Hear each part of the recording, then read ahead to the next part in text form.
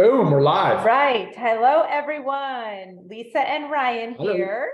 And today we're discussing our vitamin D3 with K2. It's vitamin D3 2000. Vitamin D3 is also known as your sunshine vitamin. Why? Because your body makes it with sun exposure. In response to sun. Sure, Exposure. There you go. But the biggest problem is, first of all, we've been told not to be in the sun too much. We've been told to wear sunscreen, we wear hats, we wear sun shirts, we avoid those prime time sun exposure where we could also get burned. And we also live in climates that don't have the right amount of sun, especially year round. So those are real reasons why we also don't get the vitamin D from the sun that we need. And food sources, it's very, very, very limited in our food sources.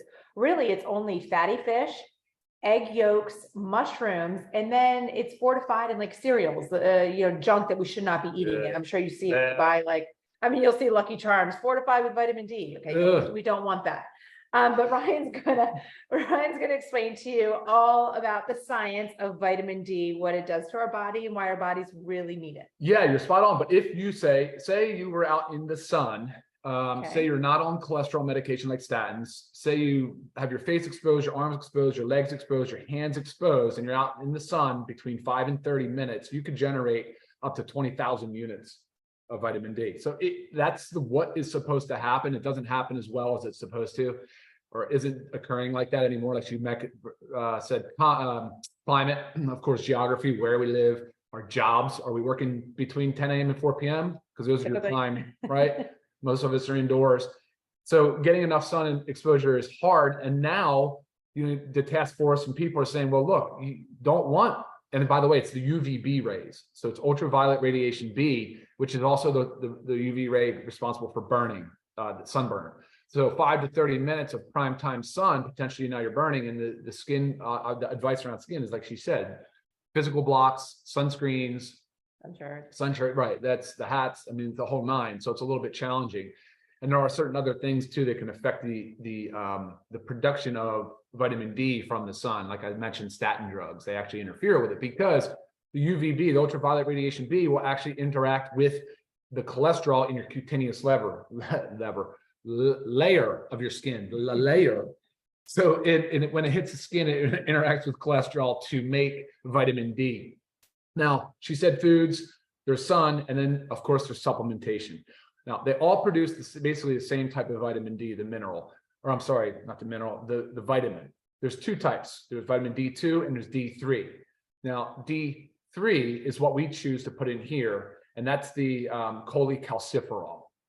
Now, what happens though, what's important here is it's basically biologically inert until it goes to the liver and gets converted into calcidiol. Again, that's not really going to do much for us. That's not what is the, main player in vitamin D or in the hormone. So then it goes to the kidney, it gets converted to calcitriol, and that is the active hormone. So as it starts as a vitamin, it converts to a hormone. And that's where all the magic starts to happen. Okay. Yeah. Yeah, it's a lot. Something else I'm sure most people don't know is that vitamin D is actually a hormone in the body. Exactly. Right. Plays a really big role in a lot of things. So do we want to talk about that? What's the role? Let's go. Let's do it. But first and foremost, it's bone. It's bone strength. It's bone density. It plays a tissue in the muscles, the tendons, and ligaments that surround the bones. Obviously helps prevent osteoporosis as we age. I would say that's the primary, most widely known and studied purpose of vitamin D.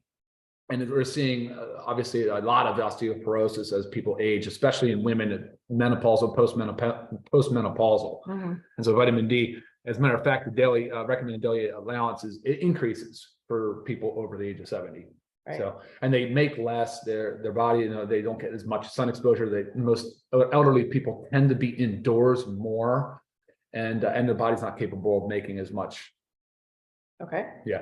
All right. And then now also a lot of evidence supporting things like cardiovascular health, immunity, and mood. Really kind of those three. And there's other areas, but they've shown that there's receptors for vitamin D in the glia and the neurons in the brain, which is really important. That's like a lot of and specifically the areas related to depression and study for depression. So being studied and advanced further now in talking about its benefits for major depressive disorders. Wow. Yeah, that's huge. That's a really, really big one.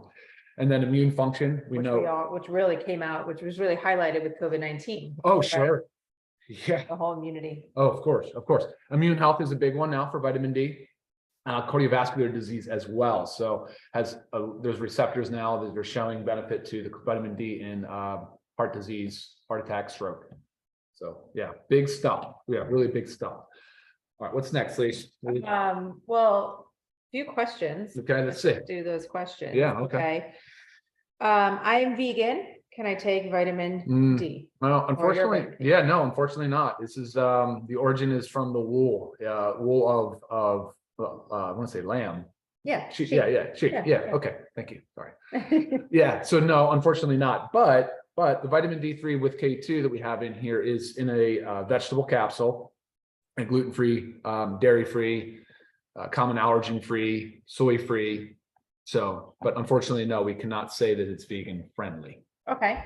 Another question is why, so this is 2,000 units, okay? International units. Why 2,000? How do I know what I need?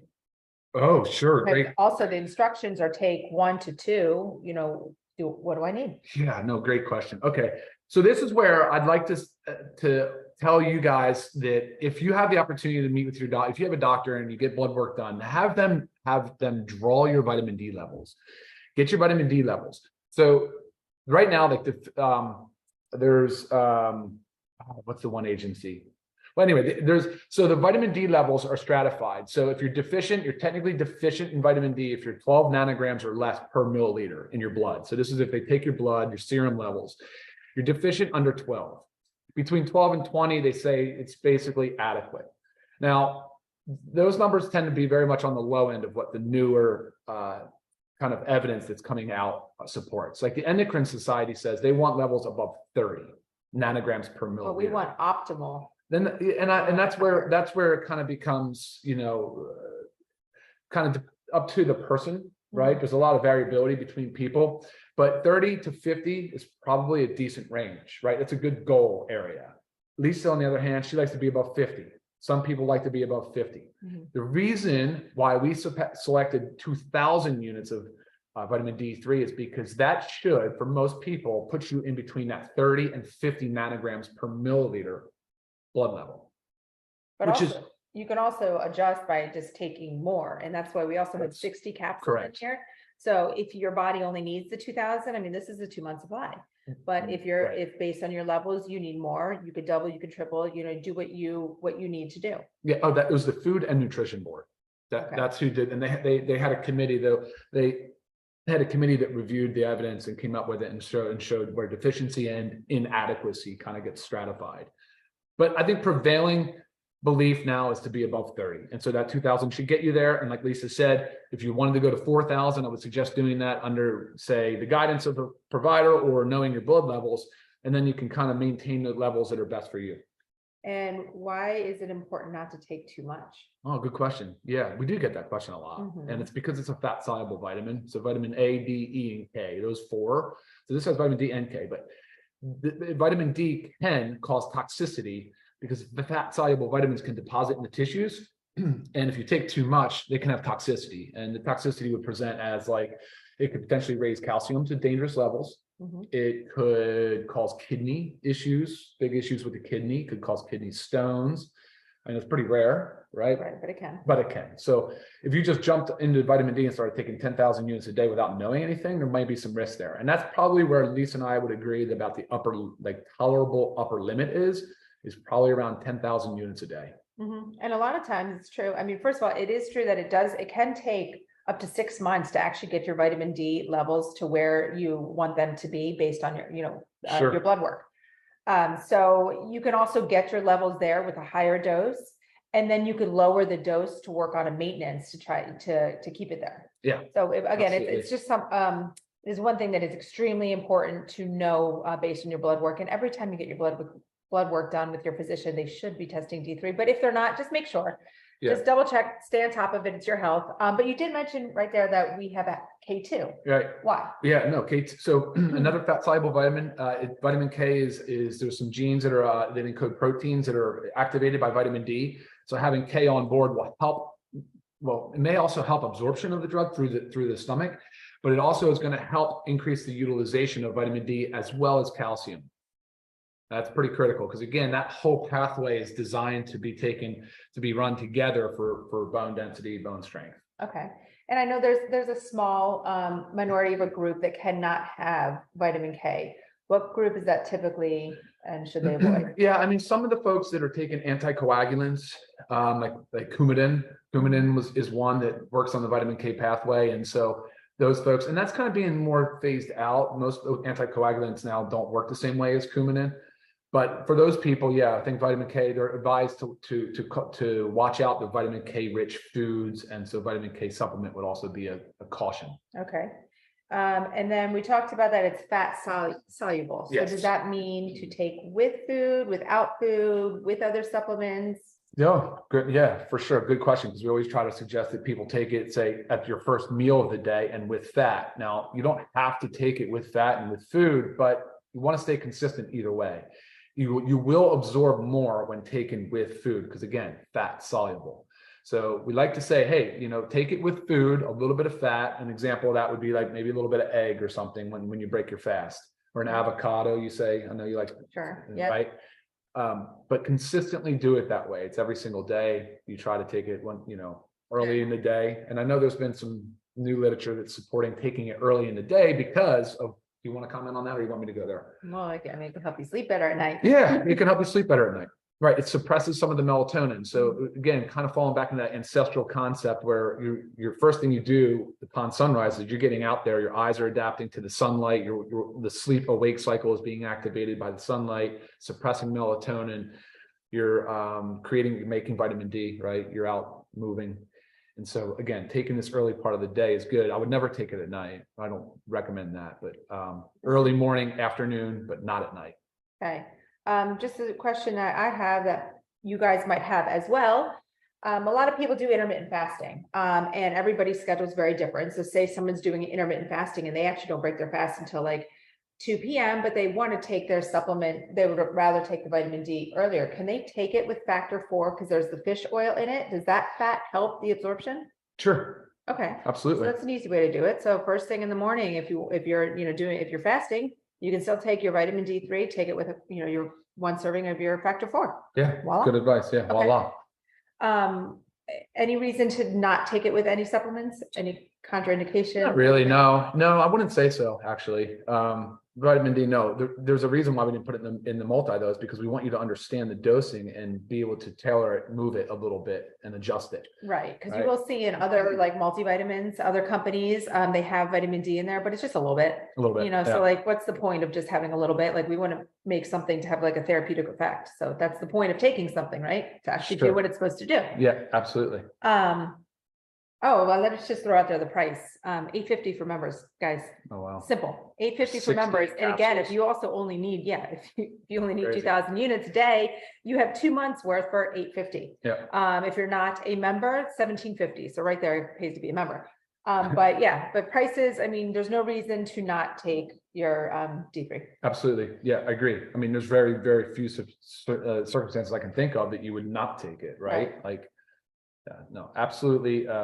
Very important to do. Most people now too, clinically, you're seeing at least 50% of the population has insufficiency. And some of those can actually have a deficiency. And if you're having a deficiency, and especially it's a shame because young infants and children really need that, and they're not getting enough out of the breast milk. And so not that this of course could be used for the infants, but you're seeing it. And then, like I said earlier, you need more of it the older you get. Just because we're not absorbing as well, we're not making as much of it, and it's very important. Right. Very important. Yes, and I honestly think the recommended daily value is only like 600 international units. It's 600 up to 70, and then goes to 800. 800, yeah. So that's also very low. I mean, we know that we need more than that. That's why starting at 2,000 is the way to go. I just lost my train of thought. I had another question. It was in my head, but I can't remember. Yeah.